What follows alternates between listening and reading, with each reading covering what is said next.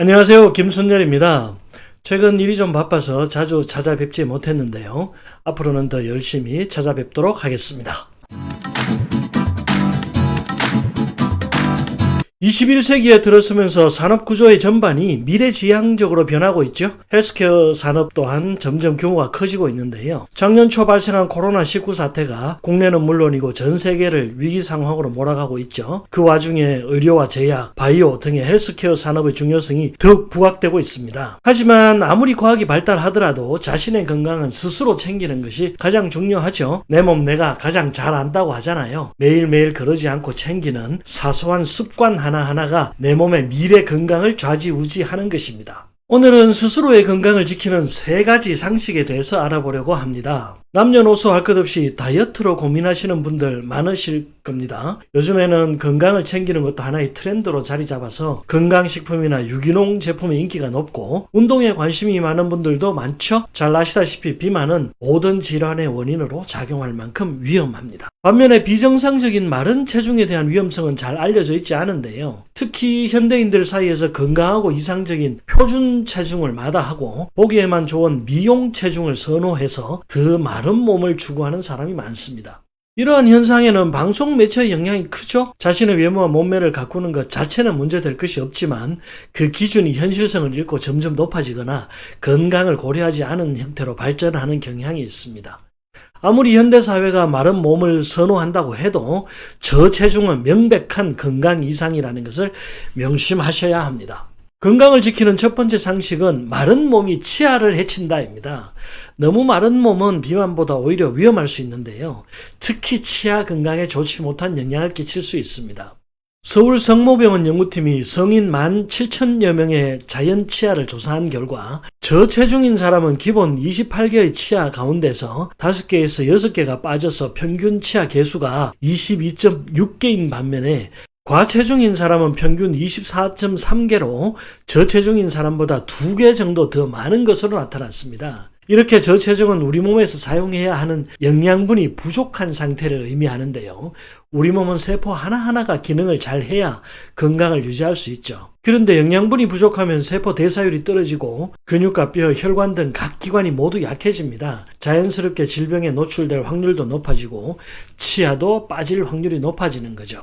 특히 저체중은 치아 건강에 필수적인 아미노산과 칼슘, 비타민의 부족으로 인해서 충치가 발생할 가능성도 높아지는데요. 영양결핍이 입속의 침 분비를 떨어뜨리기 때문이고 풍부한 침 분비는 치아를 세정하고 살균하는 작용이 있기 때문에 충치 발생이 증가하는 것이죠. 또한 잘못된 음식 섭취도 치아를 손상시킬 수 있는데요. 피틴산이 많이 함유된 콩이나 씨앗, 견과류를 지나치게 많이 먹는 경우에도 몸속의 칼슘과 인의 균형이 무너지면서 뼈와 치아가 손상되고 충치의 원인이 되기도 합니다. 우리가 흔히 먹는 현미와 밀가루에도 피틴산이 많이 들어있죠. 피틴산이 칼슘, 철분, 망간, 인 등의 미네랄 흡수를 방해하기 때문인데요. 중금속 배출에는 도움이 되지만 칼슘도 함께 배출시켜버리기 때문에 치아 건강에 해를 끼칩니다. 골다공증에도 물론 좋지 않고요. 저체중은 면역 반응에 취약하기 때문에 치주염 같은 염증성 질환에 걸리기 쉬워서 치아 상실의 위험이 높아질 수 있습니다. 또한 유해 세균과 바이러스를 이겨낼 힘도 떨어지고 질병을 치료해도 회복이 더뎌지죠. 수술 후에 합병증이나 재발 위험도 높아지니까요. 각별한 주의가 필요합니다. 평소 잇몸 상태가 좋지 않았던 경우에는 면역력이 떨어지면 잇몸이 붓거나 피가 나거나 통증이 생기는 증상이 증가하게 됩니다. 또 환절기가 되면 건조한 공기가 입속 수분을 빼앗아버리기 때문에 구강건조증의 원인이 되기도 하고요. 일반적으로 성인의 경우에 침이 하루에 1에서 1.5리터 정도가 분비되는데요. 건조한 날씨 탓에 원활한 침 분비가 이루어지지 않으면 세균이 번식하기 좋은 환경이 형성되는 거죠. 이 때문에 입냄새는 물론 충치와 치주염으로까지 발전할 수 있고 치아의 상실도 생길 수 있는 거죠. 더욱이 이렇게 치아가 약해지면 음식물을 잘 씹지 못하게 되고 식사량이 줄어드는 악순환으로 이어지게 되죠. 이렇게 심각한 저체중은 치아 건강에 좋지 않은 영향을 주기 때문에 무리한 다이어트를 피하셔야 하고요. 삼시세끼 균형 잡힌 식사로 적당한 체중을 유지하시는 것이 가장 좋습니다. 치아 건강을 지키기 위해서는 사소한 생활 습관부터 바로잡는 것이 중요한데요. 가장 중요한 것은 평소 구강 관리 습관입니다. 식사 후 3분 이내에 3분간 양치질 하는 것 잊지 마시고요. 특히 잠자기 전에 양치질은 필수적으로 해주시는 것이 좋겠죠.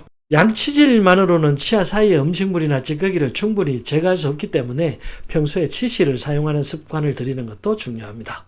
치아를 포함한 뼈를 튼튼히 하는 가장 좋은 방법은 칼슘의 섭취도 아니고 비타민 D의 복용도 아닙니다.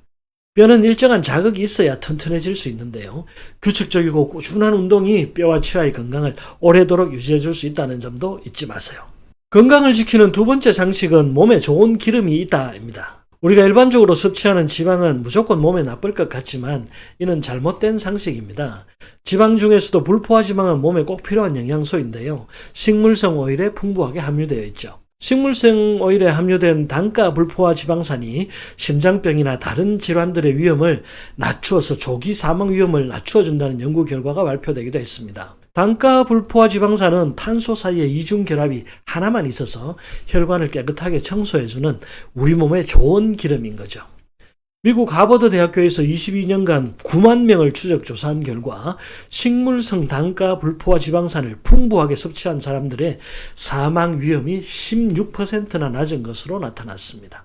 트랜스 지방과 포화 지방, 정제 탄수화물의 섭취를 줄이고 식물성 단가 불포화 지방산의 섭취를 늘리면 심장병 등의 위험이 줄어들어서 생존율이 10에서 15%까지 높아진다는 결과도 있습니다. 불포화 지방산은 혈관의 염증 예방을 돕는 좋은 콜레스테롤 수치를 높여주죠. 또 염증을 유발하는 나쁜 콜레스테롤 수치를 낮춰줍니다.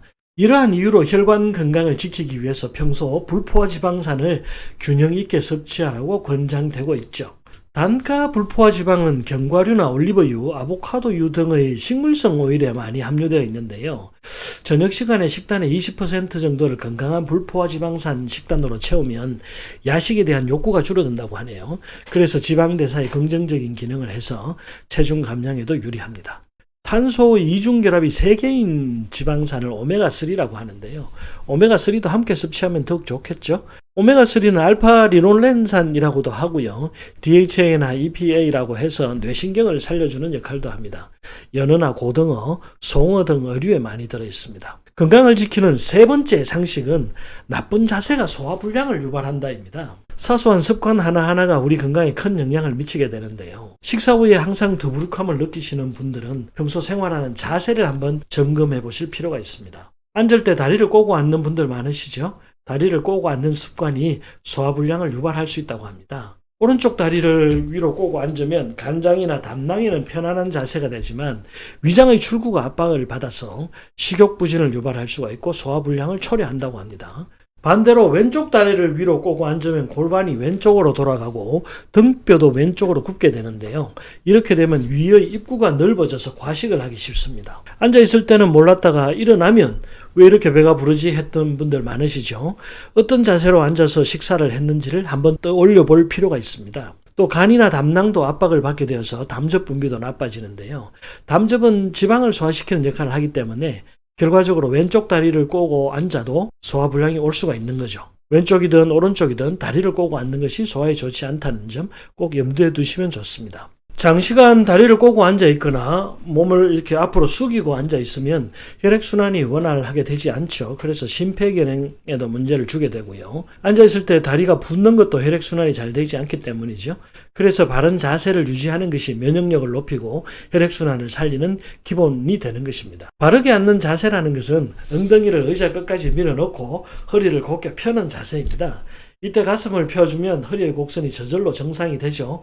무릎의 각도는 90도가 적당하고요. 양쪽 발은 나란히 두시는 것이 좋습니다. 본인의 체중이나 건강 상태와 영양 상태에 맞게 영양소를 골고루 포함한 적절한 식단을 준비하는 것도 중요하고요. 또 몸에 배어있는 오랜 습관 하나하나가 내 몸 건강에 아주 큰 영향을 준다는 것도 잊지 마시고 오늘부터 나쁜 습관은 버리시고 올바른 습관으로 건강한 몸을 만들어 나가시기를 기원드립니다. 감사합니다. 구독과 좋아요 눌러주시고 많은 분들과 영상 공유해 주시면 더욱 좋겠습니다.